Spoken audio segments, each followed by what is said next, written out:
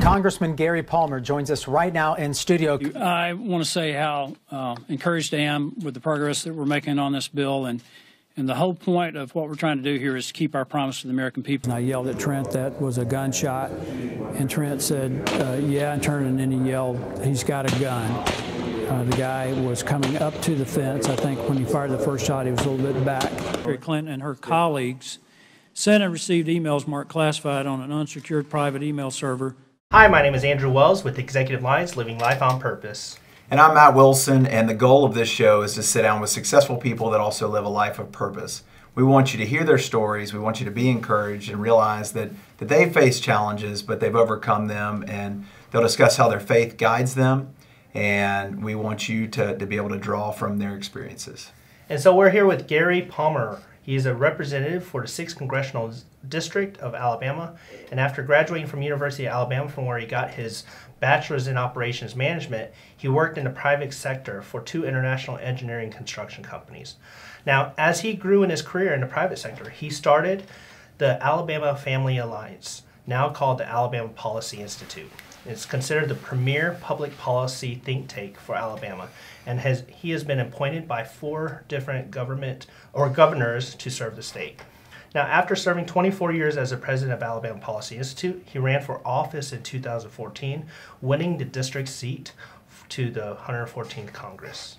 So as a 114th congressional member, Palmer serves on the Oversight and Government Reform Committee, the chairman of the Intergovernmental Affairs Committee, Subcommittee, the Budget Committee, and is the vice chairman of the Republican Policy Committee for Alabama, Georgia, and South Carolina. If that's not enough, Palmer is also a member of the Republican Study Committee and its steering committee. Palmer is also a founding member of the board of directors of the State Policy Network, an umbrella organization for various state-based think tanks. That's a mouthful. And leading this broad coalition of policy thinkers gave Palmer the exposure and knowledge of the many policy problems that confront all 50 states. Mr. Palmer currently resides in Hoover with his wife Ann. They have 3 children, Claire, Kathleen, and Rob. Now, as a fun fact, he was also a walk-on member for the Alabama football team under Coach Bear Bryant. So Gary, thank you so much for being here, and we definitely appreciate your time. So obviously, starting off, you went to school for an engineering degree and operations management. How did you transition from your degree and working for the engineering firms to the policy side of things? Well, actually, my degree is operations management science, which was through the business school. It's an industrial engineering type degree, but through the business school. And transition basically occurred out of praying about where God wanted me to be, and my wife was very central to all that. She felt like there were gifts that I had that weren't being utilized. And in March of 1989, I was listening to Focus on Family broadcast, Dr. James Dobson. A lot of people know Dr. Dobson, and we had just had our first child, so we're trying to learn as much as we could about being good parents. And he talked about a program they were having out in California. They were in California at that time, and they were only taking applications from all over the country and only taking 25 people in the program. It was for counseling. And I was already at work. I'd get to work really early, and so I turned off the radio and went back to work, and a few minutes the phone rang. It was my wife, and she said, "Did you hear the broadcast?" And I said, "Yes, I did." She said, "Are you going to apply?" And I said, "No, I'm not." She said, "Why not?" And I said, "Well, number one, I'm not a counselor. I work for an engineering company.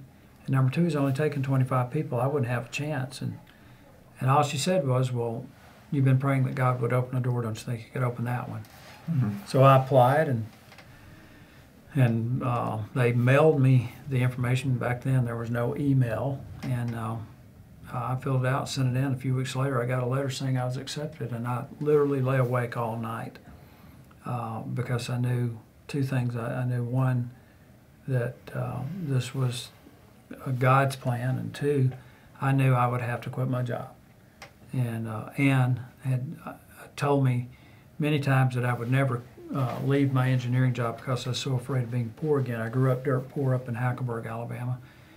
And she was right. And I struggled with that for a couple of weeks. Folks on the family was calling and wanting me to make a decision. And we were sitting in our living room across from each other. And it was on a Sunday night. And she looked at me and she said, what's our purpose? And she didn't say, what are our goals? You know, because that's all personal. When you talk about your purpose, you're talking about something that's really beyond yourself. And I gave what I thought was a weak answer. I said, well, it's to help people. And she said, well, if going out there saved one marriage or led one person to Christ, would it be worth it? She meant, would it be worth quitting my job? And I resigned the next day. So that's how I got there.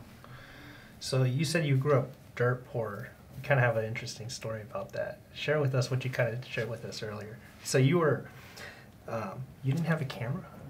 Well, my dad had about an 8th grade education, if he had that much, but he was a brilliant guy. He's one of the smartest people I've ever been around.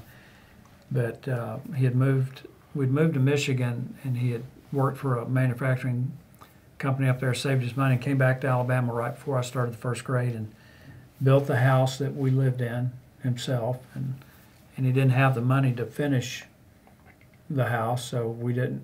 There was cardboard between the 2 floors in the room I shared with my brother, and we didn't have indoor facilities. So later on, he finished everything, and we heated the house with a coal heater. He was a logger. I grew up going to the woods with my dad and skidding logs with mules.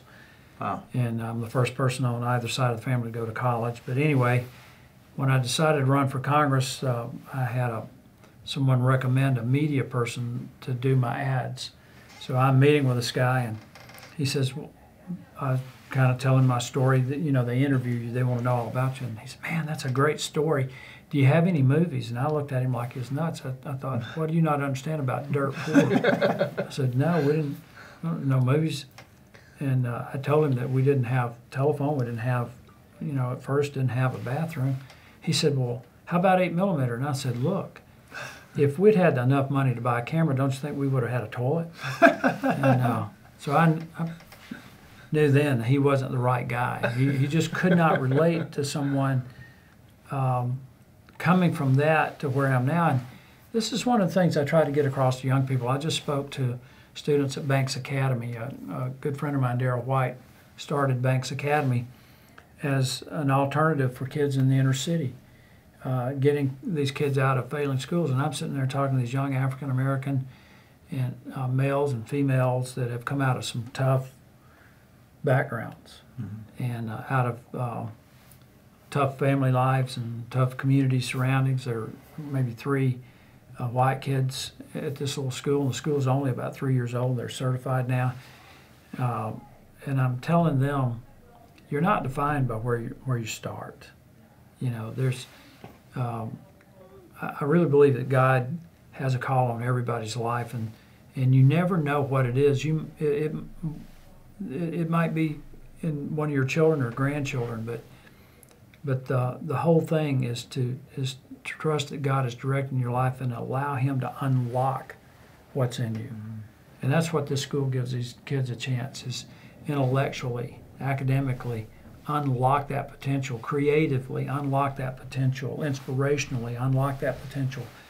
And I don't know how much of that sunk in, but I'm a living, breathing example of how if you change one person, you can change a whole family, you can change a whole community. Like I said, my dad had an 8th grade education, he was blind in one eye. But after I went to college, my brother next to me went, and he got a master's. My sister went and had a great career in banking. My youngest brother was on the football team at Alabama and finished in the top 10% of his engineering class, and was the youngest county engineer in the nation. And my mom had finished high school, had always wanted to be a nurse, and in her late 30s went to college and got a nursing degree, and it completely changed everything. So that's one of, I love talking to young people. We go out to the high schools, and I'll sit down and talk with them about being different. You know, I've yet to meet a teenager that wanted to be different. You know, and I said, I want you to be different. I don't mean weird or odd, but be different, because the people who are different are the people who make a difference. Be defined by that difference, but make sure that difference is for the right reasons. So, but anyway, that kind of got off on another trail there from I the just guy can't imagine. thinking that I had home movies. Oh, I just can't imagine you not having a toilet. I can't imagine anybody not having a toilet. Well, At least not here in America. We right? lived in what was known at that time as a shotgun house. Basically, it was a built version of a mobile home, and it didn't have an indoor bathtub or shower or anything. There was a little creek, cowlick branch below the house, and that's where we go down to bathe. Had a well. My grandparents, my dad's mom and dad, for a long time lived in a house that had electricity but didn't have indoor plumbing, and got their water out of a well, had an outhouse. And I was when I was still with the Policy Institute, I did a lot of work in Washington, particularly with Bush 45's administration. And I was at the White House, and I was walking down the hall looking out over the south lawn, and it dawned on me I'd never called my parents from the White House. So I just stopped right there in the hall, and I was by myself, and took out my phone and called the house, and Mom answered. And I said, Mom, I'm at the White House, and I just wanted to call you. And I said, I've literally gone from the outhouse to the White House. Wow. And she started laughing, and I said, there's not another country in the world where a guy could grow up like I did and be where I am right now, and that's why I do this. I think that while a lot of people can't relate to not having indoor plumbing or a toilet, that there are still so many people that grow up in poverty in this country that don't have that positive encouragement, and they've never been told that they should be different. They've never been told that they can achieve whatever God's got in store for them. The backgrounds of people like yourself that didn't start on third base and just have to walk in to score. I mean, you had to just grind and really work extremely hard to get to the position that you're in. So what made you decide? I mean, you were having a successful career, 24 years at the Policy Institute. Things are going well. What made you decide to become a professional punching bag and run for Congress? I was in Oklahoma City in September 2013. I'd been invited to come out and speak at the Oklahoma City Rotary. They claim to be the world's largest. Birmingham also claims that, and I think Seattle as well. But anyway, we were having the annual meeting of all the state-based think tanks, and there were like 1,100 people out there for that meeting. So I went in a day early and spoke there, and I'm sitting there, and the guy that invited me is about to introduce me. He said, "What are you going to talk about?" And I said, "Well, I'm going to talk about immigration, I'm going to talk about energy, and I was going to talk about," I forgot what the other was. And he said, "Well, they'll all get energy, Oklahoma's a big energy, but don't talk about the other stuff. It's come across as political." And he said, "Why don't you talk about history?" He said, "I love it when you talk about history, and talk about this Levi guy." And it was a story about one of the guys who was at Concord Bridge in April of 1775, and this is like 5 minutes before I get up. So I get up and I start talking about leadership, and I had just heard Andrew Young, former ambassador to the United Nations, former mayor of Atlanta. He's one of the colleagues of Dr. Martin Luther King. By the way, this is the 50th anniversary of his assassination, and he had come to the Birmingham Rotary to speak. And at the end of it, someone during the Q&A said, "Well, you were with Dr. King when he was killed. Can you talk about it?" And he said he could. And he said, "What I felt was anger." He said, "I was angry at Martin." He said, "Martin knew he was going to die." He said, "I think Martin wanted to die, and he did. And here we were, knowing that he had entered glory and left us in this hell." He said, "But it was later that he realized that Dr. King accomplished more in his death for their cause than in his life." And he said, "Here's the thing that people need to remember. we all stand in the shadow of the cross, and there's no redemption without shedding of blood. Well, I shared that with those folks in Oklahoma City about the price of leadership and the expectation on leaders. And if you're going to lead, you've got to be prepared for opposition, severe opposition, because there is no redemption without the shedding of blood, without hardship, without difficulty. That's part of it. So that was on a Monday or Tuesday. The next day, I had the governor of Louisiana, Bobby Jindal, coming in to have a private meeting with the heads of the think tanks. And I wasn't at the conference center. I was at another hotel, and so I'd walk. And I'd have people literally stop me and say, I was at Rotary and I heard your speech. And they got so many requests, they posted on their website. We did this meeting with Bobby Jindal. The next day I was on a panel at Devon Energy with Scott Pruitt, who was Attorney General of Oklahoma, who's now the Administrator of the EPA. And I talked about our energy resources and how that would help our economy, but it's also a geopolitical opportunity in regard to dealing with Russia. And that afternoon I get an email from his office saying, can you share your notes with us? And people start saying, you need to run for Congress. I mean, it all started that week. Later that week, I get a call saying, can you come on and do a TV show, point counterpoint, with the Democrat minority leader from the Oklahoma legislature? And I'm thinking, surely you can do better than me. I'm not even from Oklahoma. But I did the show, and it just it was a cascade of, you need to run, you need to run. And so I came back to Birmingham on Friday, and I've got some timberland up in Lamar County, went up there and spent the day on Saturday, and I just couldn't get it off my mind. So Sunday night, I just prayed about it. I don't recommend starting a prayer like this, but I started by saying, Lord, I don't want to go to Washington. I don't want to be in Congress. But I didn't want to leave my engineering job to do what I'm doing now, and it's worked out. So I'll go where you want me to go and do what you want me to do. I just need a sign. And next morning, I'm shaving, and I get a text. I finish shaving, I go and pick it up, and Caleb Crosby, who is now the CEO and president of the Alabama Policy Institute, had sent me a text saying Spencer Backus just went on TV and announced he's not running again. Mm-hmm. So I struggled with it for a couple of weeks, and again, my wife was the one who really pushed me into to the decision I needed to make. I literally, on a Friday, had just flown back from Washington and went over and told the managing chairman at the Policy Institute that I wasn't going to run. At the end of the day, went home and sitting down at the kitchen table with my wife, who's never wanted to be in politics. And I told her I wasn't going to run, and I thought she would be relieved because she was knowing the pressure I was getting. And she looked at me and said, for years I've heard you say what's wrong with the country is you can't get good people to run. She said, I've even heard you compare it to having to go to war. She said, how can you expect somebody else to go if you won't? And then she said, I know this is not what we want, but I don't think it's about what we want. I think it's about what we're supposed to do. And she said, I think we're supposed to do this. And I knew then I had to run. And I also felt like I was going to win, even though everybody thought I'd come in 4th or 5th. So I never contemplated a political career.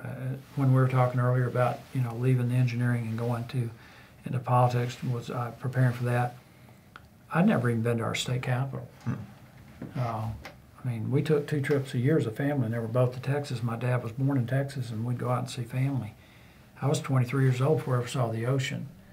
So, but I'm the kind of person that when I start something, I immerse myself in it. And so that's what I've done. I spent 24 years in public policy, and I believe, having been in Congress now for 3 years, 1 month and 25 days, or maybe 23 days, I realized that I was uniquely prepared for that. So that's, if you're asking me how I got in politics, that's the answer. Mm-hmm. It was so I can the most reluctant convert, as C.S. Lewis said. Right. I can imagine you going to the ocean for the first time thinking plumbing. Just joking. Not exactly, because I look at the beach and think, man, that's a lot of cat litter. So, you seem to have a really strong heart. Just knowing you have this strong heart for families and leadership, and I mean, you create all your. I mean, how did the Policy Institute, or did it, or how did the 24 years before you entered being a public servant? You can call me a politician. I'm not as offended as I used to be yet. Mm-hmm. But how did the previous 24 years shape how you view leadership, shape how you view like taking care of because it seems like your heart is for families and for new leadership. It's kind of two questions in one. But how did that shape you as a I guess as a politician? How does it shape your views on policy? And how did it just shape your heart in general? Well, it's a humbling thing to have to go out and ask people for money to fund something that nobody had ever done in Alabama. And so that brings about a certain amount of humility and knowing that there's nothing that in writing or anywhere that says you have to write a check for this organization. So it was very humbling to go out and do that, and then to have people invest in it the way they did. And I think it wasn't because of just an incredible presentation on my part. I actually made a presentation to a group of people, and one of the guys there told his wife that I was a nice guy, but I was going to starve to death. In other words, he was not impressed and not compelled to help. But he later came on our board and has become one of my best friends, and he's like a brother to me. But so that's one thing. The other thing is the tremendous sense of responsibility that you have for using those resources for the things you said you'd do. And again, never having been in politics, but having worked in engineering, I was very linear in my thinking, and it's all about problem solving. If you've got to get from point A to point C or D, you got to know what to do about everything in between and how to map that out to get there. So I feel like from that perspective, I was well trained. It was learning all of the details of the policy agenda, but everything to me is a problem to be solved. I don't really take into account the politics. I'm not interested in that. And as far as the family goes, again, coming out of the focus on the family ministry, we were focused on the right to life and marriage and raising healthy kids who are well prepared. But I began to realize that the agenda is much broader, that all public policy is family policy. And looking at education policy and looking at tax policy, and it still drives my thought processes, because when being on the budget committee, I know that the fiscal path the country's on is very destructive for families. It's destructive for the country. So I look at it in its totality and try not to get just tunnel vision on anything. But again, in everything that I get involved in, it's about how do you solve the problem. And then once I figure out a way to get there, then you've got to do the messaging. And this is what bothers me a lot about what happens in Congress, is that I think there are a lot of really good people, and I know a lot of them, and a lot of solid Christians up there who are very successful in life, whether it's military or business or medicine or education, ministry. I mean, just practically every field you can think of is represented in Congress by people who are highly qualified, highly successful, but not successful in any field that readily translates into being a member of Congress. It's different from anything you've ever been in. And that's so much of the decision making is made by staff. I came in with a different perspective. I knew who I wanted on my staff, and I knew what we needed to do. And instead of getting caught up in the politics and just trying to pass legislation, I realized that quick is not good. The thing that you got to do is what Margaret Thatcher said. And she said, you first have to win the debate before you win the vote. So I'm willing to work for 2, 3, 4 years to pass major legislation that really addresses a problem rather than just passing a bunch of legislation that in many cases adds to the problem. One of the things I did last January when we're doing the reorganization for the 115th Congress was offer a rule, because the majority party writes the rules, that there wouldn't be another suspension bill that had a cost of more than $500 million, and was defeated by my own colleagues. Barely. I mean, I had prevailed on a voice vote. Somebody called for a recorded vote and barely lost it. But think about that. You can't even get an agreement to have to not allow bills to come to the floor without going through committee or without having a debate that costs more than $500 million. I could live quite well on $500 million. I could too. But It's a lot of toilets. Some walking around money. And you think, well, it's not $1 billion. Okay, it's not $1 billion, but what if you pass 3 of those every week for 52 weeks? Pretty soon you're talking about a lot of money, and every dime of it is money we have to borrow and pay interest on because we're in deficit. Mm-hmm. So I think I'm winning some folks over, but it takes a while. And you become somewhat of a problem for career staff, you know, people who were there 10 years before I got there and be there 10 years after I leave. That's their attitude. Well, and I think that, you know, you're one of the most principled and, you know, high character, you know, just men in general that I know. But, you know, certainly you are a guiding light in Washington as far as principles and where you stand on things. And you know, you can certainly have debate, but you do it with respect. And I think that that's something that's lacking a lot in politics. You know, people just want to vilify and really just throw people, you know, they're liberal, they're conservative, they're Republican, they're Democrat. At the end of the day, we're all just people. But, you know, one of the things that we were talking about earlier, you know, going back to the shooting incident that we had, you know, you're on the baseball field, you're 20 yards from the shooter. I text you that afternoon just to see how you're doing because I knew that you were at that practice. And you're at the office. I mean, you said, you know, you've either got a pulled or a torn hamstring. Turns out it was torn.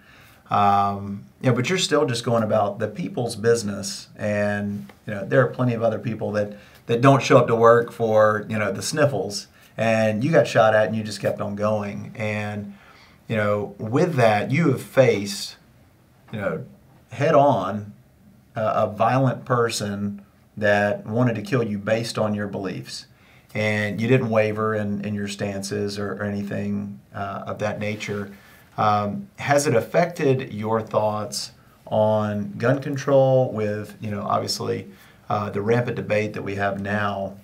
Has it affected, what were your thoughts after this most recent shooting, and how does that affect your overall views living through what you went through? Well, I was on the day after the shooting. I was on CBS, the Charlie Rose show, and one of the people who were on that program, there are a couple of ladies, and I can't remember who they are.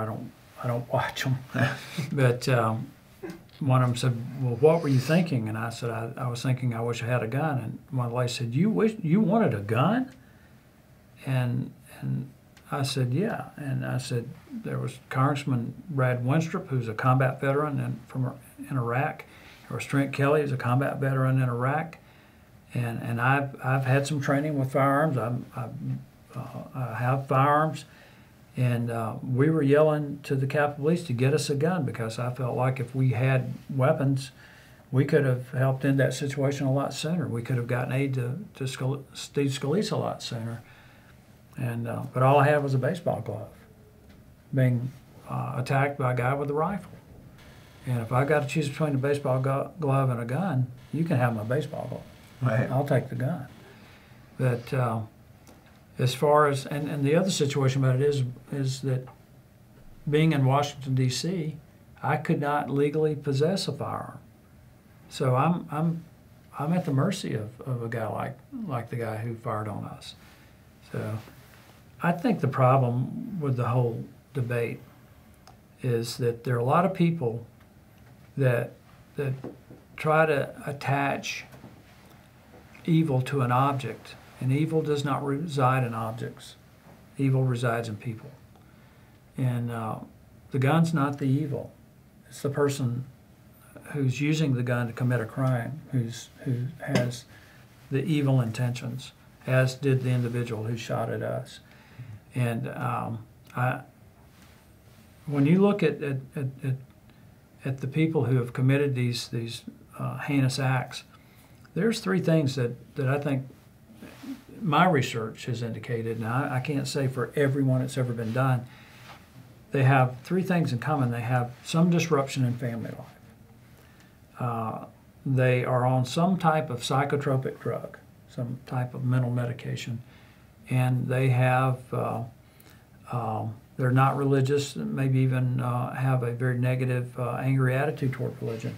That was certainly the case with the individual who shot at us. I think you're going to find out it's the case with the individual down in Parkland, Florida, Columbine. You go on and look at this, and we've got to deal with that. I had a school superintendent just last week tell me that what they have to deal with. He said, we literally are in a situation where we're trying to educate kids, but we're also providing mental health services. And I don't want to stigmatize people, but there are things that a certain reality that we've got to face, and one of them is that we have over-medicated people, and a lot of people have no sense of purpose, no sense of eternity, and it's playing out in some devastating ways. The second leading cause of death for people 10 years old to 24 years old is suicide.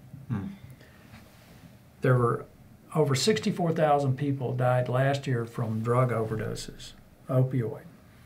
And we believe that could be underreported as much as 20% because so many people don't want that on the death certificate. But the suicide deaths and the drug overdose deaths combined are so high that for 2 years in a row they've lowered life expectancy in the United States. So again, when you try to attach evil to an object, I mean, there are over 10,000 children killed by drunk drivers last year. Do we blame the car? Do we blame the alcohol? Do we blame the bar? No. And I haven't gotten the stats on how many kids have died while texting. Do we blame the phone? Do we blame the car? Do we blame whatever they hit? No. So we've got to deal with the individual, and we've got to figure out a way to identify people who have potential for violence.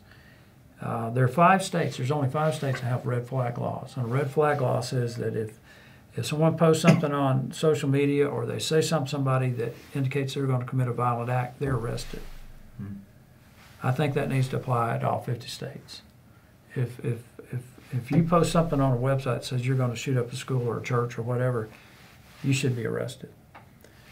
The young man in Florida was home, as everybody knows, was visited 30-something times by the local police. There were 20-something calls to the county sheriff. There were 2 tips to the FBI. And the last one was January 5th, and 40 days later he killed 17 people at the high school. So I just don't think that banning guns is the answer. And as I showed you guys before we started filming, the history of gun violence or violence period in schools goes all the way back to the 1700s. This is not new, but what is new is attaching the evil act to an object. So we're a little bit running low on time. So I just wanted to say thank you, Gary, for joining us today. So I wanted to ask real quick, tell us about your leadership and your heart for leadership. Well, I, as a member of Congress and as a leader, I started this when I was still at the Policy Institute, is I feel an overwhelming obligation and sense of responsibility to prepare the next generation for leadership. And I love talking to millennials.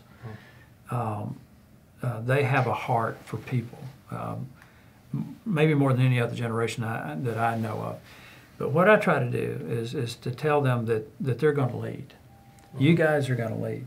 I mean, whether you want to or not, you will. And I can tell you that with absolute certainty, because one day my generation's not going to be here. We're going to be gone, and it'll be left to you. So I want to do all that I can to prepare you by instilling the core principles in you that you're going to need to lead, and to help you think about how you would address some of these issues when that time comes when you have to address them. So it's one of the things that I love to do. We host a monthly breakfast for millennials, young professional types. And some of them are not millennials, but I'm not a millennial. yeah, you're not a millennial. But to do that and to provide some reading material to help do that. And I just wish we could get this going on nationwide, so that we start addressing some of these issues right now and helping people understand how to approach these things in a way that makes sense.